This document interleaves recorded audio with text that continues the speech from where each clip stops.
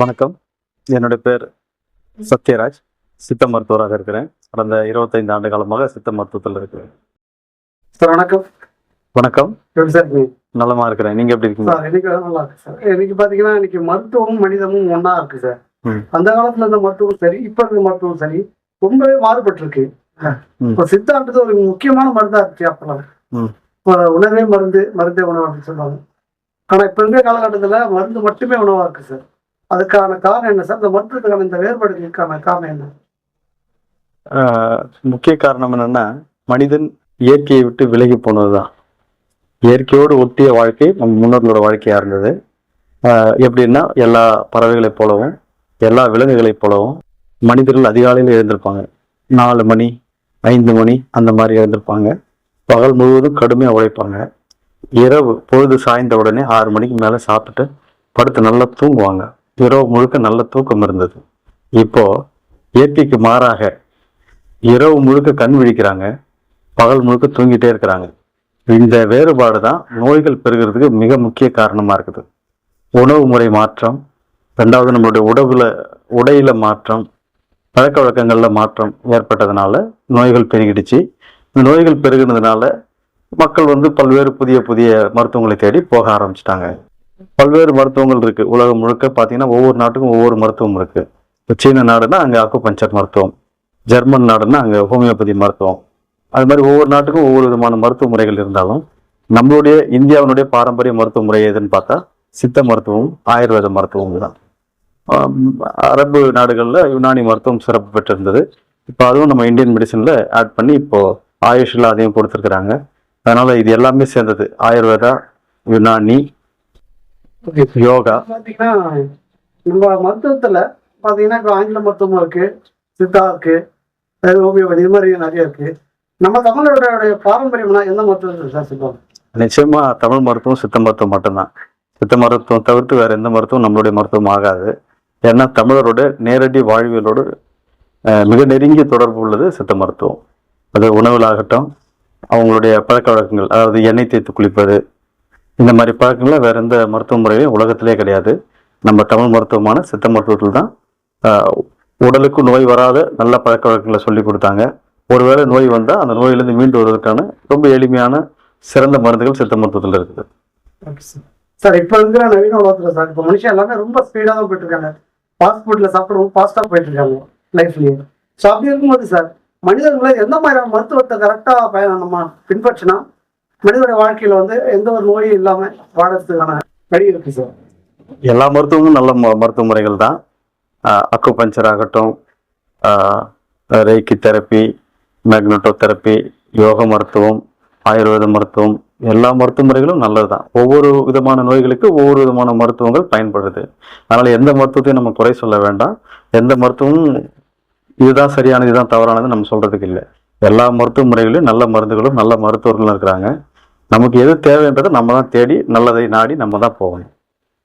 Sir இப்போ ஆங்கில மருத்துவத்துக்கு மக்கள் கிட்ட இருக்க விழிப்புணர்வு சித்த மருத்துவத்துக்கு இல்லையா சார்? அதுக்கான காரணம் என்னவா நினைக்கிறீங்க? சித்த மருத்துவம் 5000 ஆண்டுகளாக நம்ம மண்ணில் இருக்கக்கூடிய ஒரு மருத்துவம். இது இன்னைக்கு திடீர்னு ஏற்பட்டது கிடையாது. ஆங்கில மருத்துவம்ன்றது நம்ம நாட்டை ஆங்கிலேயர்கள் ஆட்சி செய்யும்போது அவர்களுக்கு தேவைக்காக அவங்க கொண்டு வந்த மருத்துவம். அது நம்ம நாட்டுக்குள்ள ஒரு 300 ஆண்டுகள் கூட இன்னும் முழுமை பெறலை. என்னென்ன அறிவியல் வளர்ச்சின்னு சொல்லிட்டு நம்ம அதை பெருமையா அதில் டயக்னோசிஸ்ன்ற ஒரு விஷயம், நோய் கணித்தல்ன்ற ஒரு விஷயம் ரொம்ப அட்வான்ஸ்டாக போயிட்டு இருக்கிறதுனால நம்ம மக்கள் அது மேலே ஒரு ஆர்வத்தோடு இருக்கிறாங்க. அது சரியானது தான், அது ஒன்றும் தப்பு இல்லை. ஆனாலும் நம்மளுடைய பாரம்பரியத்தை மறக்கக்கூடாது. நம்மளுடைய தாய் வழி மருத்துவமான சித்த மருத்துவத்தை நம்ம மறக்கிறதுன்றது அது பெற்ற தாயை மறப்பதற்கு சமம். Okay sir. சார் பார்த்தீங்கன்னா இப்போ ஆங்கில மருத்துவம் நம்ம எடுத்துக்கிறதும் சித்த மருத்துவம் நம்ம எடுத்துக்கிறதும் என்ன சார் வித்தியாசம்? ஆங்கில மருத்துவம் வேதியியல் முறைப்படி தயாரிக்கப்பட்ட மருந்துகள் தர்றாங்க. அது உடனே நம்ம உடம்புல ரியாக்ட் ஆகுது, உடனடியாக வேகமாக வேலை செய்யக்கூடியது. சித்த மருத்துவம்ன்றது சூரணம், தைலம், லேகியம், பற்பம், செந்தூரம், கட்டு, கலங்கு, சுண்ணம்னு பல நிலைகள் இருக்குது. இது இயற்கையானது, இதுல எந்த கெமிக்கலும் கிடையாது. இது முழுக்க முழுக்க இயற்கை முறையில் தயாரிக்கப்பட்டு பெரும்பாலும் மனித முயற்சியில் தயாரிக்கப்படுறதுனால மிஷினரிஸ் பெரும்பாலும் இல்லாமல் மனித முயற்சியில் தயாரிக்கப்படுது. அதனால இது கொஞ்சம் ஸ்லோவாக தான் வேலை செய்யும், படிப்படியாக நோய் தீர்க்கும், ஆனால் நிரந்தர பலன் தரும். சரி சார், சித்த மருத்துவத்துக்கும் மற்ற மருத்துவத்துக்கும் உள்ள வித்தியாசம் நம்ம அதை உட்கொள்ளும் போது எந்த மாதிரி சைடு எஃபெக்ட் வரும், இப்போ சித்த மருத்துவத்துக்கும் ஆங்கில மருத்துவத்துக்கும் உள்ள வித்தியாசம் இருக்கு சார். இந்த சைடு எஃபெக்ட். ஏற்கனவே சொன்னதுதான், ஆங்கில மருத்துவம் வேகமா உடம்புல பரவி வேலை செய்யும். சித்த மருத்துவம் கொஞ்சம் மெல்ல மெல்ல மெல்ல அது வேலை செய்யும். ஆங்கில மருத்துவம் நோய்களை வந்து கட்டுப்படுத்துகிறது, எல்லா நோயுமே அது கட்டுப்படுத்தும். ஆனா சித்த மருத்துவம் எல்லா நோயுமே முழுமையா தீர்க்கும். இதுக்கு கொஞ்சம் கால அவகாசம், பொறுமை தேவை. நம்ம மக்கள் ரொம்ப அவசர கதியில் இருக்கிறதுனால சித்த மருத்துவத்தின் மீது ஒரு சிலருக்கு ஒரு தவறான அபிப்பிராயம் இருக்கு. அது ரொம்ப நாள் சாப்பிடணும், இதுல பத்தியம் இருக்கு அப்படின்னு சொல்லிட்டு. ஆங்கில மருத்துவத்திலும் அதே பத்திய முறை இருக்கு, டயட்ன்ற பேர்ல அவங்க சொல்றாங்க. நாம பத்தியம்னு சொல்றோம், அவ்வளவுதான் வித்தியாசம். சார் இப்போ இருக்கிற உணவு பழக்க வழக்கங்கள்ல நம்ம இப்போ இந்த சித்த மருத்துவத்தை எடுத்துக்கோன்னா அது அந்த அளவுக்கு உடம்புக்கு அது சரியா செட் ஆகுமா? இல்லைன்னா இப்போ நம்ம சாப்பிட்டு இருக்கிற இந்த துரித உணவுகள்ல இருந்து எல்லாமே பார்த்தீங்கன்னா கெமிக்கல் ப்ளஸ் இந்த கெமிக்கல் எல்லாமே கலந்து சாப்பிட்டுருக்கோம்.